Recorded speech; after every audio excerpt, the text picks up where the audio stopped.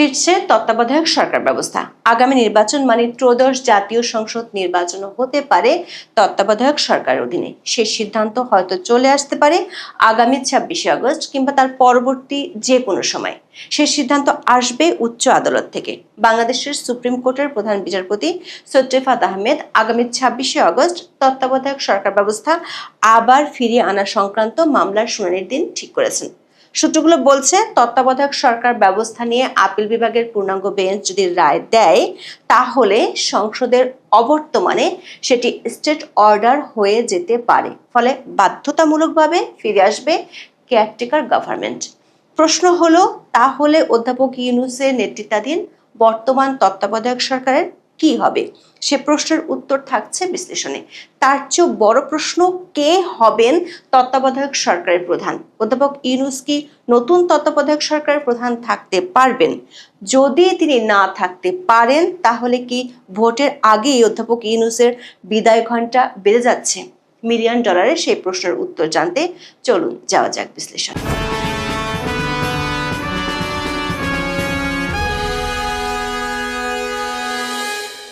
বাংলাদেশের স্বাধীনতার পর থেকে এ পর্যন্ত 12টি জাতীয় সংসদ নির্বাচন অনুষ্ঠিত হয়েছে।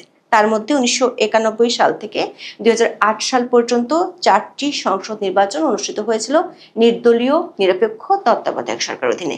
এর মধ্যে 91 সালের বিচারপতি শাহাবুদ্দিন আহমেদের সরকারকে অবশ্য অন্তর্বর্তী সরকার বলা হয়। এই 4টি নির্বাচনের ফলাফলে একটি বড় মিল আছে। সেটি হলো, এই নির্বাচনগুলোর আগে যারা সরকারি দল ছিল তারা নির্বাচনে জিততে পারেনি বা আবার সরকার গঠন করতে পারেনি। এই 4টি নির্বাচনকে বাংলাদেশের ইতিহাসে সবচেয়ে অবাধ, সুষ্ঠু ও নিরপেক্ষ নির্বাচন হিসেবে গণ্য করা হয়। যদিও 1996 সালে যখন তত্ত্বাবধায়ক সরকারের দাবিতে বিরোধী দলগুলো আন্দোলন করছিল, তখন ক্ষমতাসীনরা তা মানতে পারেনি। পাগল ও শিশু ছাড়া কেউ নিরপেক্ষ হয় না, বিএনপি প্রধানের এমন মন্তব্যের পর তখনকার বিরোধী দলগুলো একযোগে 1996 সালের ফেব্রুয়ারি নির্বাচন বয়কট করেছিল। আবার 2008 সালের নির্বাচনে জেতার পর আওয়ামী লীগ তত্ত্বাবধায়ক সরকার পদ্ধতি বাতিল করে দেয়। 2011 সালের 30শে জুন জাতীয় সংসদে পঞ্চদশ সংশোধনী আইন পাশ হয়। ওই সংশোধনীর মাধ্যমে বাতিল করা হয় তত্ত্বাবধায়ক সরকার ব্যবস্থা। এরপর দেশে গত 3টি নির্বাচন আওয়ামী লীগ সরকার অধীনে অনুষ্ঠিত হয়, যেখানে দেশ তো বটেই, আন্তর্জাতিক মহলেও এর স্বচ্ছতা নিয়ে প্রশ্ন ওঠে। এগুলোকে একতরফা নির্বাচন হিসেবে সমালোচনা করা হয়। কোনোটি বিনা প্রতিদ্বন্দ্বিতার নির্বাচন, কোনোটি রাতের ভোটের নির্বাচন, আবার কোনোটি ডামি নির্বাচন হিসেবে পরিচিতি পেয়েছে। এখন দিল্লিতে অবস্থানরত আওয়ামী লীগ সভানেত্রী শেখ হাসিনাও বলেছেন, আগামী নির্বাচন তত্ত্বাবধায়ক সরকারের অধীনে হতে হবে। পঞ্চদশ সংশোধনী চ্যালেঞ্জ করে গত বছর 18 আগস্ট সুজন সম্পাদক বদিউল আলম মজুমদার সহ 5 বিশিষ্ট ব্যক্তি রিট করেন। আদালত রুল জারি করলে এর সঙ্গে বিএনপি, গণফোরাম, জামাত সহ বিভিন্ন সংস্থা ও ব্যক্তি সহ বেশ কয়েকজন যুক্ত হন। 17 ডিসেম্বর পঞ্চদশ সংশোধনী নিয়ে রায় দেন হাইকোর্ট। যদিও রায়ে পঞ্চদশ সংশোধনের পুরোটা বাতিল করেনি আদালত, কিন্তু সবচেয়ে চমক জাগানো খবর ছিল সংবিধানের পঞ্চদশ সংশোধনীর বেশ কিছু ধারা বাতিল হওয়ায় জাতীয় নির্বাচনের জন্য তত্ত্বাবধায়ক সরকার ব্যবস্থা ফিরিয়ে আসার পথ সুগম হয়েছে।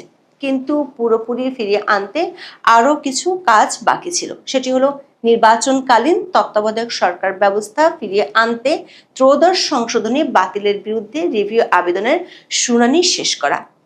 গত 19শে জানুয়ারি বিষয়টি সুপ্রিম কোর্টের আপিল বিভাগে শুরু হওয়ার কথা ছিল, কিন্তু গত 8 মাস ধরে অদৃশ্য কারণে শুনানির ডেটই পড়ছিল না। সেটির অবসান হতে যাচ্ছে 21শে আগস্ট। প্রধান বিচারপতি সৈয়দ রেফাত আহমেদ ঘোষণা করেছেন, আগামী 26শে আগস্ট শুনানি হবে। সরকারি সংবাদ সংস্থা বাসসের খবরে বলা হয়েছে, জামাত ইসলামের পক্ষে আইনজীবী মোহাম্মদ শিশির মনির রিভিউ আবেদনগুলো শুনানির জন্য মেনশন করেছিলেন। এর প্রেক্ষিতে প্রধান বিচারপতি ডক্টর সৈয়দ রেফাত আহমেদের নেতৃত্বাধীন 6 বিচারপতির আপিল বিভাগ বেঞ্চ শুনানির এই দিন ঠিক করেন। এ বিষয়ে আইনজীবী শিশির মনির সাংবাদিকদের বলেছেন, রিভিউ আবেদনটি মেনশন করেছিলেন যেন দ্রুত শেষ হয়। বিষয়ের গুরুত্ব বিবেচনায় টপ আইটেম হিসেবে আগামী 26শে আগস্ট শুনানির জন্য রাখা হয়েছে। অ্যাটর্নি জেনারেলকে এ বিষয়ে ইনফর্ম করা হয়েছে। সব পক্ষকেই ইনফর্ম করা হবে যেন তারা শুনানির জন্য প্রস্তুত থাকেন। দর্শক, জনাব শিশির মনিরের বক্তব্য থেকে একটি বিষয় পরিষ্কার, জামাত ইসলামী তত্ত্বাবধায়ক সরকার ব্যবস্থা ফেরানো নিয়ে আপিল বিভাগের পূর্ণাঙ্গ নিষ্পত্তি দ্রুত চায়। কিন্তু কেন, সে প্রশ্নের উত্তর নিশ্চয়ই এর মধ্যে আজ করতে পারছেন। গত বছর 8ই আগস্ট থেকে অধ্যাপক ইউনূসকে অকুণ্ঠ সমর্থন দিয়েছিল জামাত ইসলামী, কিন্তু লন্ডন বৈঠকের পর সে দৃশ্যপট পাল্টে গেছে। জামাত ইসলামী এই মুহূর্তে নির্বাচন চায় না। সূত্রগুলো বলছে জামাত ইসলামী অধ্যাপক ইউনূসের উপর আস্থা রাখতে পারছে না। তারা অধ্যাপক ইউনূসের বর্তমান প্রশাসনের অধীনে ফ্রি অ্যান্ড ফেয়ার নির্বাচন হবে বলে মনেও করে না। সে কারণে জামাতের পক্ষের আইনজীবী উচ্চ আদালতকে মেনশন করেন। আদালত পাড়ার সূত্রগুলো বলছে গত জানুয়ারিতে যে শুনানি হওয়ার কথা তা অদৃশ্য কারণে আটকে ছিল, কিন্তু দেশের রাজনৈতিক প্রেক্ষাপট পাল্টে যাওয়ায় পরিস্থিতিও বদলে গেছে। 26শে আগস্ট শুনানি হবে, সব পক্ষের কথা আদালত শুনবেন। খুব শিগগিরই আদালত বিষয়টির সুরাহা করবেন। সবচেয়ে গুরুত্বপূর্ণ কথা হলো, আপিল বিভাগ যদি তত্ত্বাবধায়ক সরকার ব্যবস্থা ফিরিয়ে আনার রায় বহাল রাখেন তাহলে কি হবে। আইনবিদরা বলছেন এই মুহূর্তে জাতীয় সংসদ নেই, ফলে এ ধরনের রায় স্টেট অর্ডার হয়ে যাওয়ার কথা, যেখানে থাকতে পারে কবে থেকে এই রায় কার্যকর হবে। সেটি যদি আদালত ঘোষণা করেন তাহলে অনিবার্যভাবে তত্ত্বাবধায়ক সরকার চালু হয়ে যাবে। পঞ্চদশ সংশোধনী বাতিলের আবেদনের পক্ষের আইনজীবী ডক্টর শরীফ ভূঁইয়া ডয়েচে ভেলেকে বলেছেন, ত্রয়োদশ সংশোধনী রিভিউর মাধ্যমে বহাল থাকলে সংসদে আর আইন পাশ করতে হবে না, সংবিধানে স্বয়ংক্রিয়ভাবে ফিরে আসবে। তবে কোনো কোনো আইনজীবী মনে করেন আপিল বিভাগ যদি রিভিউর ত্রয়োদশ সংশোধনী বহাল রাখে তারপরও তত্ত্বাবধায়ক সরকার ফিরিয়ে আনতে সংসদে আইন পাশ করতে হবে, গণভোটের আয়োজন করতে হবে। দর্শক, সেই পথও সুগম হয়ে গেছে, কারণ পঞ্চদশ সংশোধনীতে সংবিধানে গণভোটের ব্যবস্থা বন্ধ করে দেওয়া হয়েছিল। গত 17ই ডিসেম্বর আদালত শুধু তত্ত্বাবধায়ক সরকার ব্যবস্থাই নয়, গণভোটও ফেরানোর রায় দিয়েছিল। যদি আদালত স্বপ্রণোদিত হয়ে রায় কার্যকরের দিনক্ষণ ঘোষণা করেন তাহলে অধ্যাপক ইউনূসের নেতৃত্বাধীন বর্তমান অন্তর্বর্তী সরকারের কি হবে? বাংলাদেশের পরবর্তী জাতীয় সংসদ নির্বাচন কি তত্ত্বাবধায়ক সরকার অধীনে হতে চলেছে?